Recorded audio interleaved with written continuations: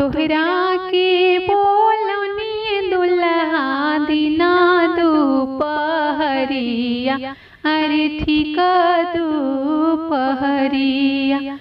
काहे ना अइला दुल्हा दिना दुपहरिया, अरे ठीक दुपहरिया। आमा भूल लिए सासू दिना दुपहरिया, अरे ठीक दुपहरिया। खोजता ढूंढता सासू भले अतना बेरिया, हो गईले गाध बेरिया। तोहरा के बोलनी दुल्हा दिना दुपहरिया, अरे ठीक दुपहरिया। काहे ना अइला दुल्हा दिना दुपहरिया, अरे ठीक दुपहरिया।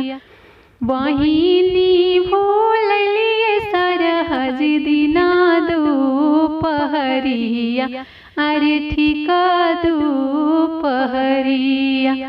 खोजता ढूंढता सरहज भले अतना बेरिया, हो गईले गाध बेरिया।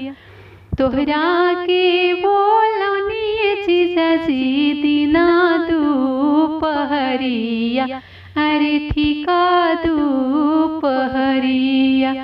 काहे ना अइनी जीजाजी दिना दुपहरिया, अरे ठीक दुपहरिया। भगिना जनम ले साली दिना दुपहरिया, अरे ठीक दुपहरिया। धगड़नी बोलावत साली भले अतना बेरिया, हो गईले गाध बेरिया। डॉक्टर बोलावत साली भले अतना देरिया, हो गईले गाध बेरिया।